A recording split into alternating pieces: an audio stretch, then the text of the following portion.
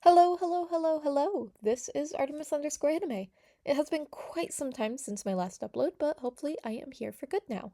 Today I will be reading Peripeteia by Livingonthestars, a Percy Jackson fanfiction. The story is rated for general audiences, with no ratings applied. The fic is focused on Zeus and Percy. The summary goes as follows.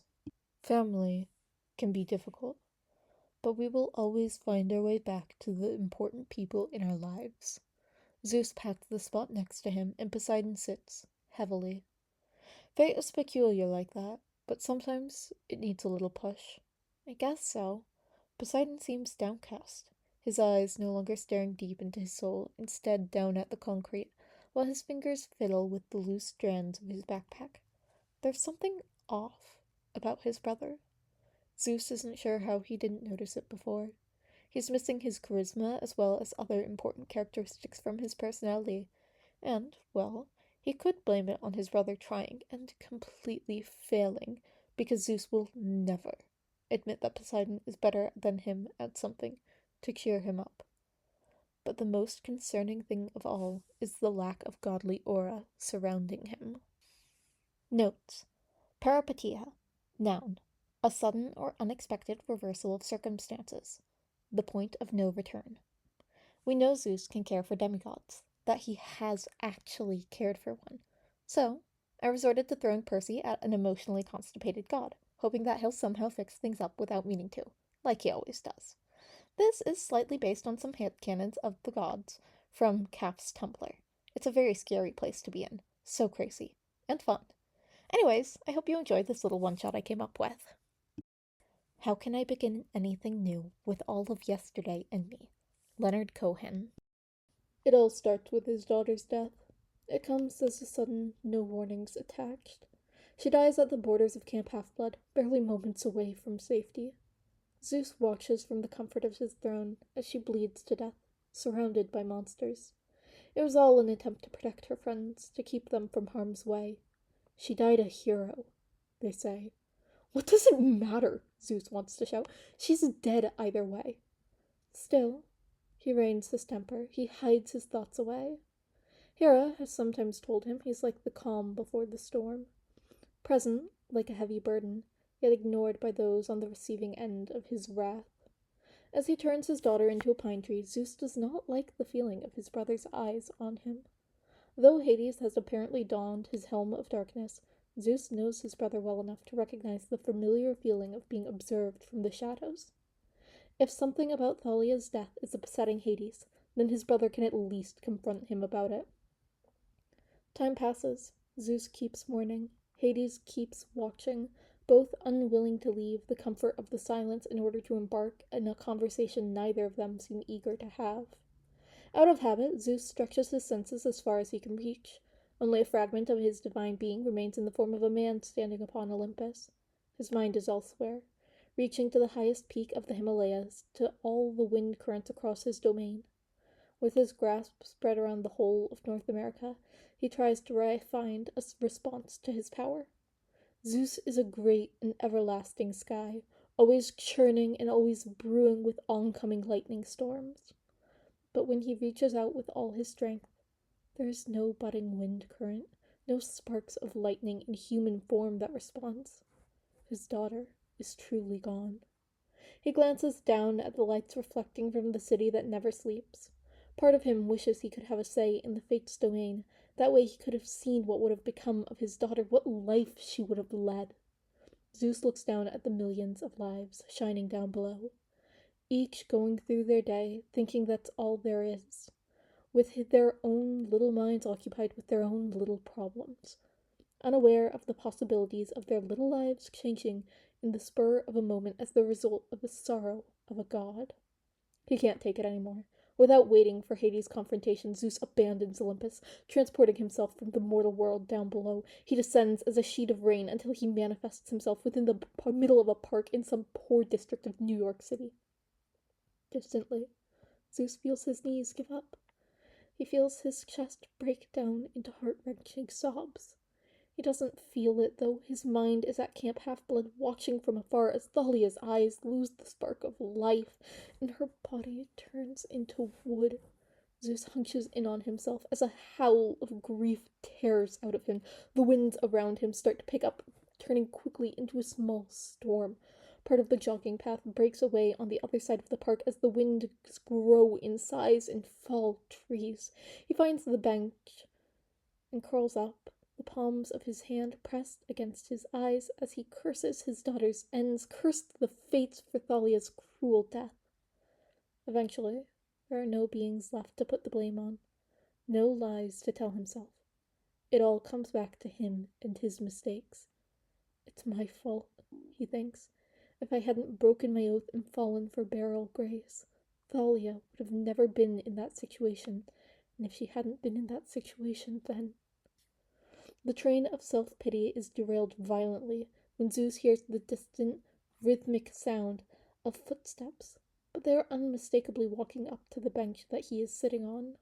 A trembling hand enters his blurry vision and pats his heaving shoulders. He sees dark hair through his tears.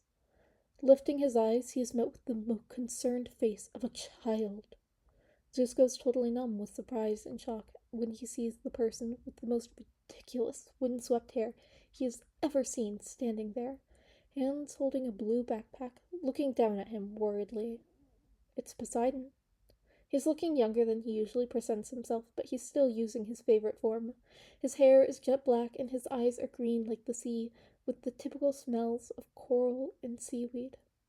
His hair is the same as Thalia's, he thinks. There are differences. Poseidon's hair is wild and windswept, whereas his daughter's was, somewhat neat. Still, it doesn't take away the similarities. Zeus leans into his hands as a new wave of sobs crash down on him once again. He is not ashamed of crying in front of his older brother. It's Poseidon. If someone can understand Zeus's position, it's him. Both of them forced Hades to make the oath, and now Zeus is the one who broke it. The one who put a target on his daughter's back. Why are you crying? A soft snort manages his way out of Zeus. I thought you would have already known. You would?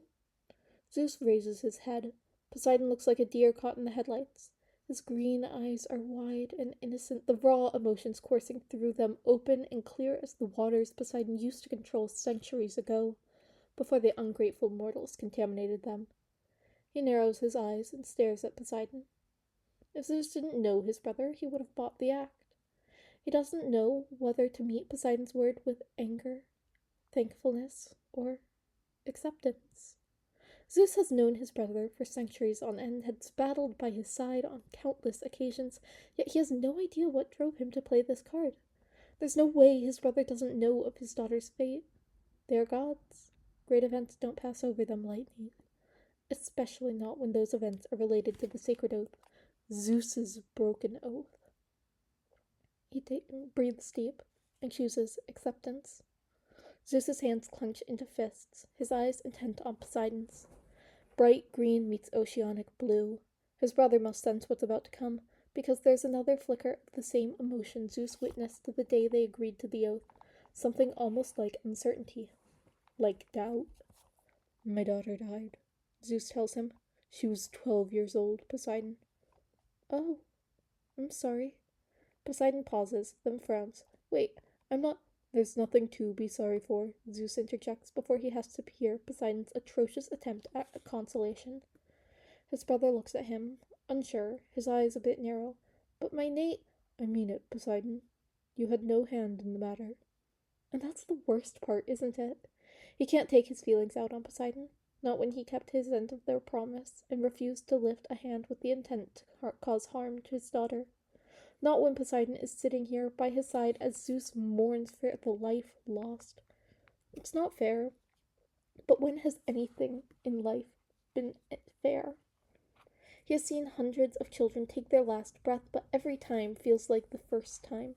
Zeus has thought that establishing the ancient laws would help stop this feeling of hollowness inside of him, but it seems like distancing himself from his children hadn't had the anticipated effect.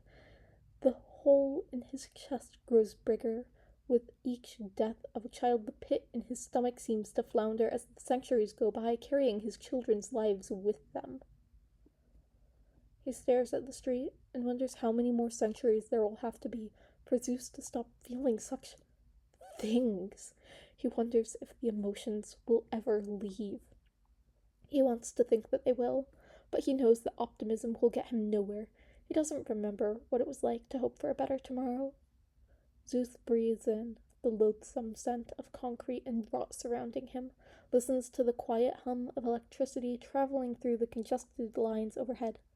He won't make himself believe things that won't come true. Still, a voice whispers, and it takes him a while to comprehend that the words came from his brother. I'm sorry that you got hurt. Poseidon looks at him with an expression Zeus can't place and swallows heavily. Is he nervous? Suddenly his eyes seem quite shifty, like he can't look Zeus in the face. Some might say that death is the first oath mortals make when they are born, Zeus tells him. It's inevitable. It will happen to every mortal in their own time. Like that's not morbid or anything, Poseidon mutters. I know. I thought so too. Zeus shakes his head. I sound like Hades, don't I? Maybe? Those sea-green eyes look at him filled with uncertainty. Zeus huffs. Don't patronize me. I know I do, talking about death and the morbid stuff, like you call it. Next thing I'll know, I'll be dressing in black and complaining about taxes to my nieces and nephews. Poseidon shrugs. That sounds like a typical mortal uncle, if what mortals say is correct.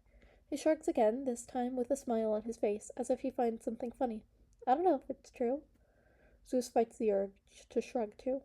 He is not some lazy ass like his brother. He is the king of the gods, ruler of Olympus, lord of the sky, the cloud gatherer, the rain god, and Zeus the thunderer. He will not shrug. Zeus shrugs.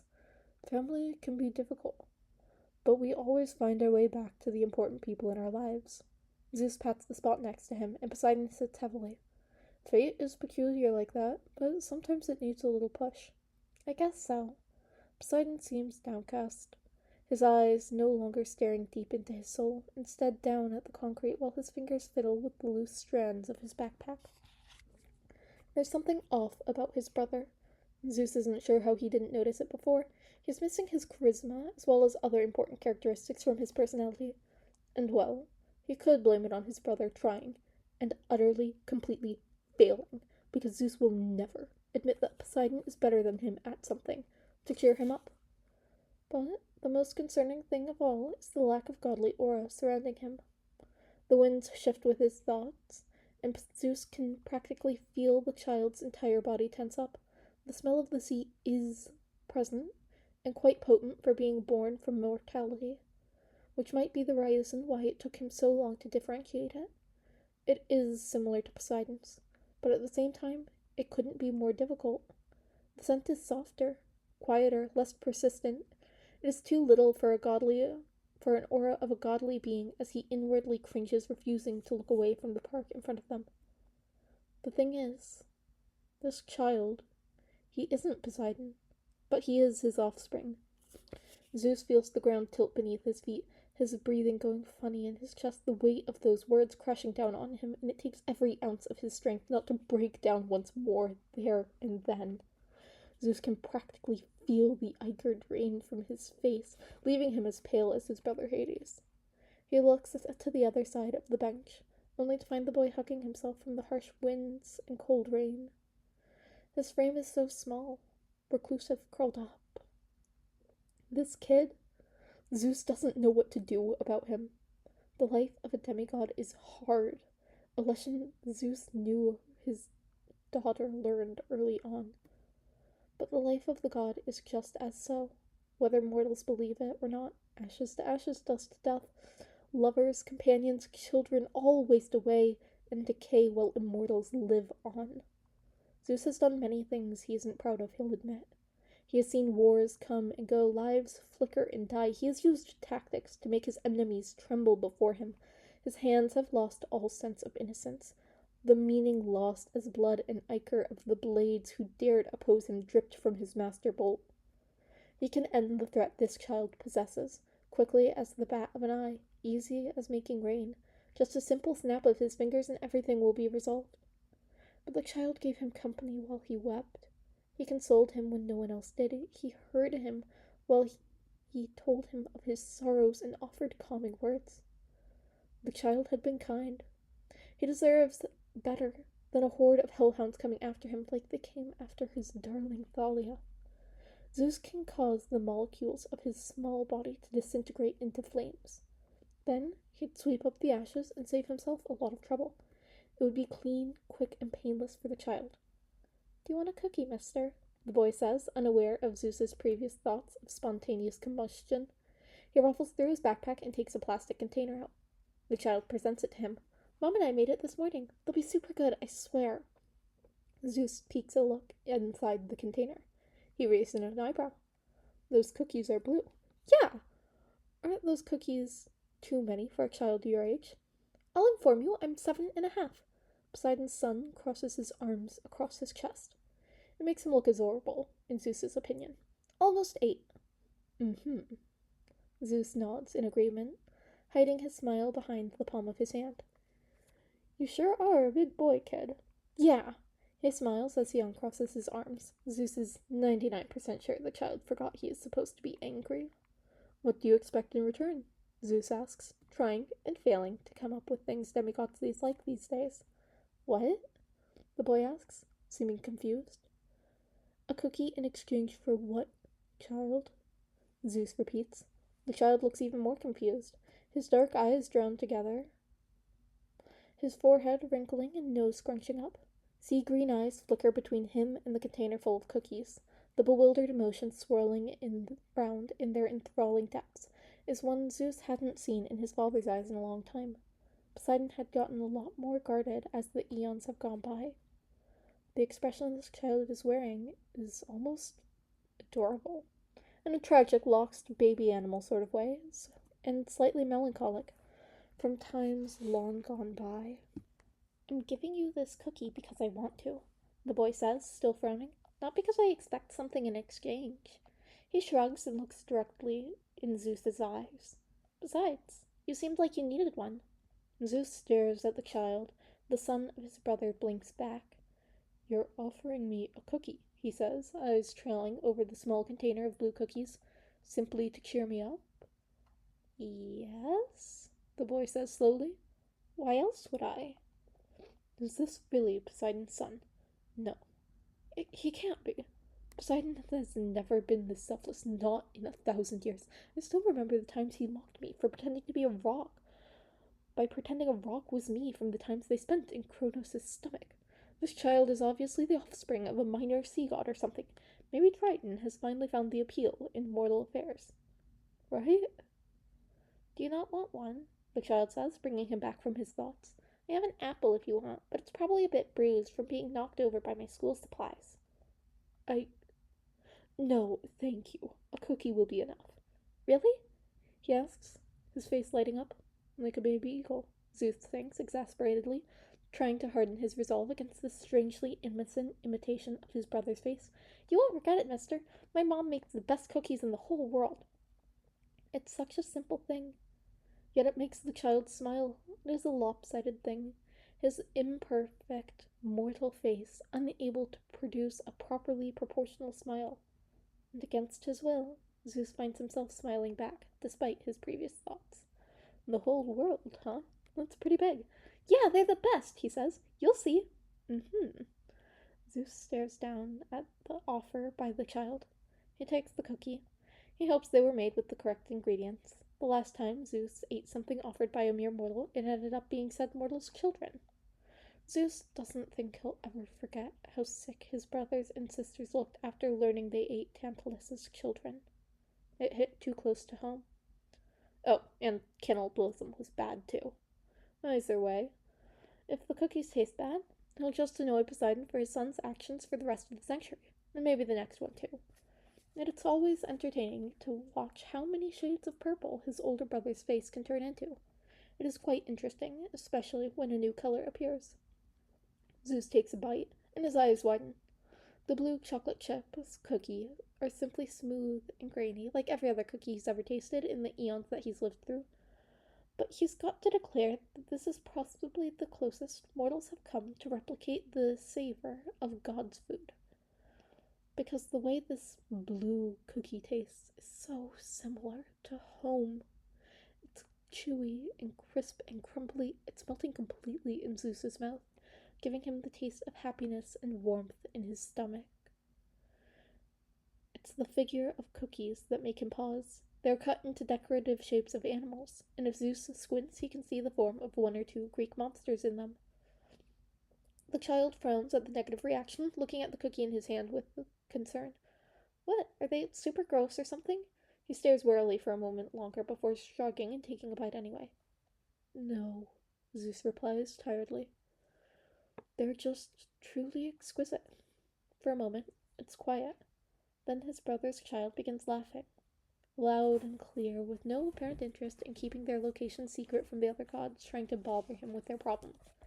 How in chaos's name has Poseidon kept him hidden for this long? This boy is a beacon for trouble, Zeus is certain.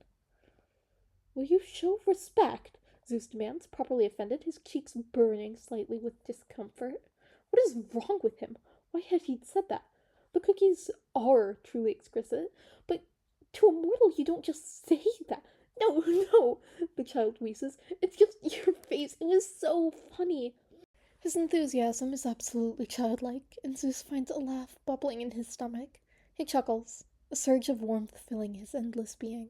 As time passes and the conversation keeps going, the weather slowly gets better. Unnoticed by those around, the harsh winds turn into cool currents. The rain waters the trees and flowers. The jogging path is still broken, but Zeus will probably fix it later, if he cares enough. The king of the god enjoys the company of the child, hearing his stories of annoying mortal teachers and unjust punishments he's gotten for unknown reasons. Zeus should look into it. He can't have a mere human thinking they are above laws and justice. That's his domain, and he's got the responsibility to uphold it. The boy offers more cookies, and Zeus gladly accepting them, tasting them like the first time as he tastes another bite. At some point, the boy gets a call from the other side of the park.